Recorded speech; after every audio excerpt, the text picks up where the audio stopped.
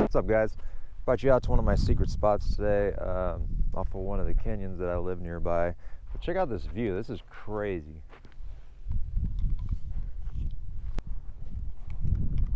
Is this not like badass? It's pretty damn cold too. So I want to go through some reasons why you probably don't want to buy an SS1LE. And I didn't really want to make this video because I don't want people to get the wrong impressions and start thinking that they shouldn't go buy Camaros or shouldn't buy, or better yet, shouldn't buy SS1LEs, because it really attracts a certain buyer. But I got to be honest and open, and there's some things that you may not want to buy an SS1LE for, and there's certain scenarios or certain people that it's not going to fit as well as you think it would be. So, and that's my objective, is to get the cars into the right people's hands. So of course, you know, if you're going to an SS1LE and you're used to like Honda Civics and you like that really nice ride quality where it's super soft, not a lot of performance, you know, you come from a different world, well, you may not like this. When I first got into my Camaro for the very first time, coming from my Mustang GT, which was a premium, but is an automatic, yeah, and as soon as I got in the 1LE and put it on the highway, it might have been the road a little bit, but it was noisy, and I went, oh my god, this car makes so much noise. And the tire noise is very apparent.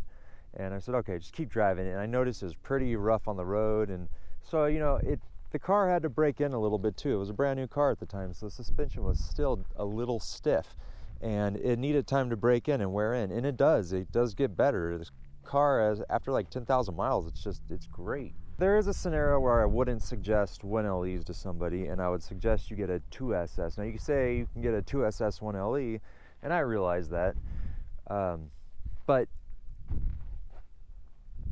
a 2SS 1LE's interior is very, very close to the 1SS, as far as the like Alcantara steering wheel and the seats that are Recaros, that are a little bit stiffer and stuff like that.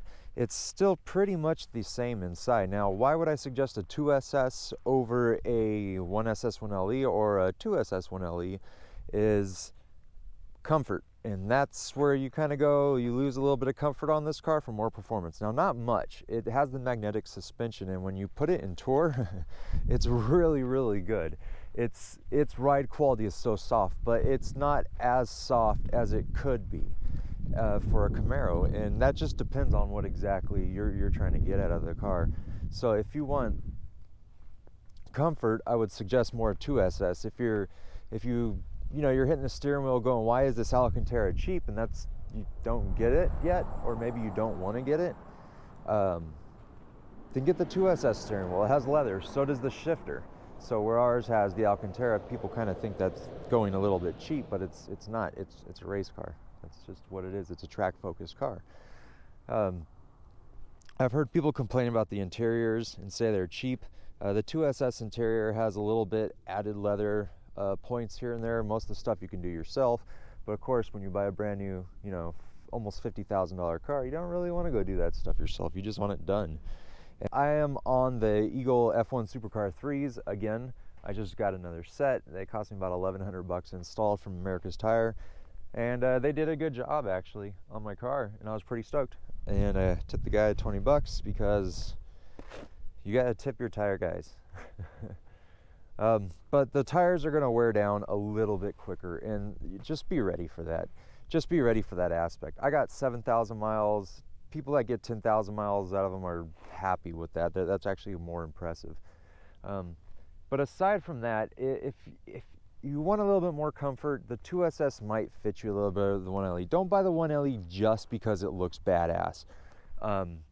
Be a person that craves twisties, and if you're gonna be in the canyon and you're still gonna want more out of the car, well, that's probably a 1LE kind of type of guy. Ooh, it's freaking cold out here. So I'm kind of going through a personal thing where I'm probably gonna be figuring out what the hell's going on with the rest of my life. And you know, my girlfriend, we're kind of going our ways, and I won't get all into the story and everything about that, but it kind of gets me thinking, you know, if I'm gonna go back down to, or go back to like an apartment kind of setting where I park my car outside, or do I need to get a garage? Or I started thinking about these things, and this is money invested on preserving the car, right? And taking care of it, because I love it, and it's a Camaro, and it should be kept special, and I want to keep it in a garage, or I want to keep it in a safe place, make sure people don't mess with it. That's going to have to be something I'm going to have to probably spend a little bit more money on.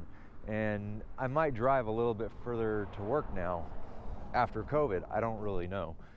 So I started thinking about the tires. So I started thinking about, where's a scenario where this car probably doesn't fit in my life, and I'm going to keep it as long as I can, and as long as it makes sense for me to. And there's other cars I think about. There's another car channel I watch where the guy got rid of his Camaro SS a year later, and he bought a Golf GTI, and I laughed because I wanted a Golf GTI. But I remember thinking to myself, and no hate against him, like, you already paid all the taxes in the Camaro, you know, and then you gotta go pay taxes on a brand new Golf GTI, which depreciate like crazy. I'd get a used one, but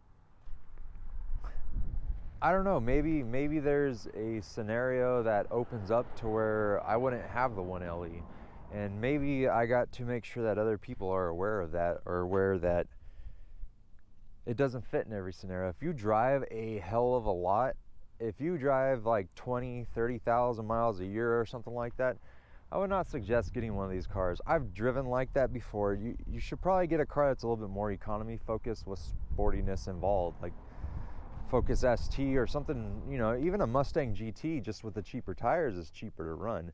And as another option, you can go different wheels, different tires, set it for dailies, and then put the 1LE wheels on later. Of course, you could always do these things, but as the car stands, that's kind of how I feel.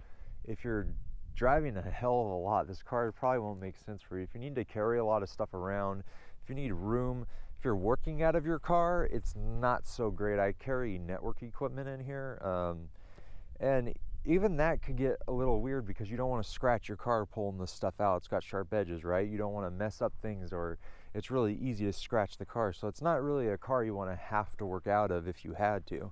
It's really a car you want to drive and enjoy when you can.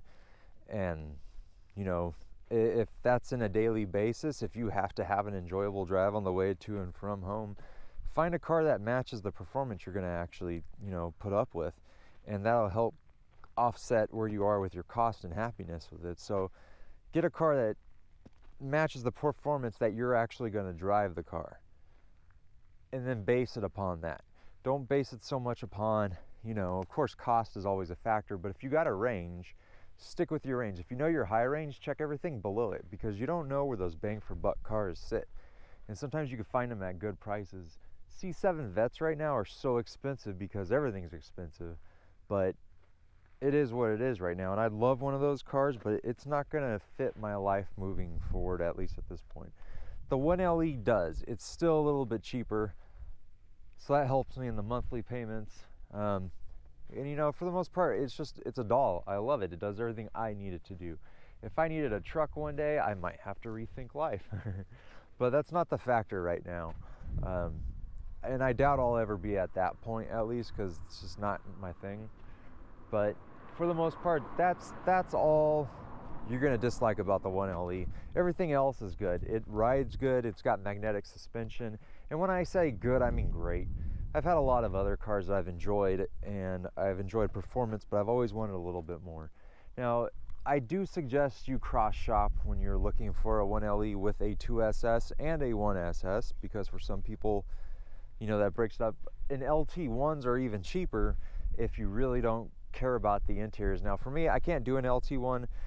Great looking cars and everything, but the inside is just, it's the base V6 interior basically, or base RS or whatever, and it just doesn't give you everything I think you should get out of the car. I think you should get a 1SS if you're going to be doing that. And the V6s are great too, but again, I do suggest you get at the minimum a 1SS.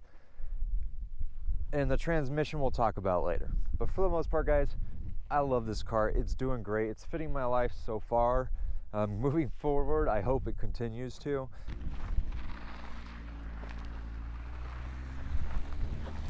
Take care, guys.